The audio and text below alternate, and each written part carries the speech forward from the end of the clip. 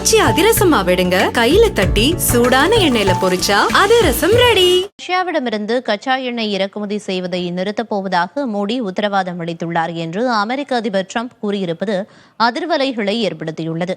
நாட்டு நலன்களை கருத்தில் கொண்டு முடிவெடுப்போம் என வெளியுறவுத்துறை பதிலளித்துள்ளது. இந்தியாவின் கச்சா எண்ணெய் இறக்குமதி சர்வதேச அளவில் பேசுபொருளாகி இருப்பதன் பின்புலத்தை பார்க்கலாம்.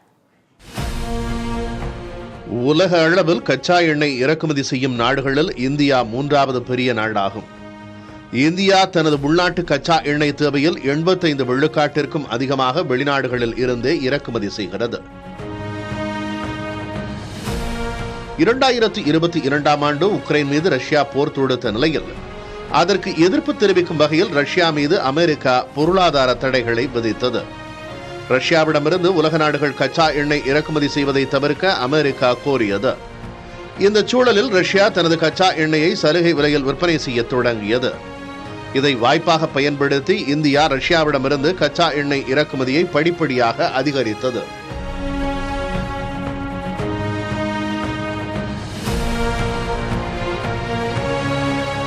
ரஷ்யா உக்ரைன் போருக்கு முன்பு இந்தியாவின் மொத்த கச்சா எண்ணெய் இறக்குமதியில் ரஷ்யாவின் பங்கு வெறும் 1 விழுக்காட்டிற்கும் குறைவாகவே இருந்தது. தற்போது அது 35 விழுக்காடாக உயர்ந்து இந்தியாவுக்கான முன்னணி கச்சா எண்ணெய் விநியோக நாடாக ரஷ்யா உருவெடுத்துள்ளது. ரஷ்யாவிடமிருந்து இந்தியா கச்சா எண்ணெய் இறக்குமதி செய்வதற்கு அப்போது அமெரிக்காவில் ஆட்சியில் இருந்த பைடன் அரசு கண்டனம் தெரிவித்தது. மீண்டும் ஆட்சிக்கு வந்த ட்ரம்ப் ஒருபடி மேலே சென்று ரஷ்யாவின் கச்சா எண்ணெயை வாங்குவதன் காரணமாக இந்தியா மீதான வரியை 50 விழுக்காடு உயர்த்தினார். அமெரிக்காவின் வரி விதிப்பால் இந்தியாவின் ஏற்றுமதி கடும் நெருக்கடிக்கு உள்ளாகி இருக்கிறது. இந்த சூழலில் அமெரிக்காவுடனான வர்த்தக உறவை சீர்படுத்த வேண்டிய கட்டாயத்தில் இந்தியா உள்ளது. ரஷ்யாவுடனான எண்ணெய் இறக்குமதியை இந்தியா முழுமையாக கைவிடுமா அல்லது பகுதி அளவில் குறைக்குமா என்பது தெளிவாக தெரியவில்லை.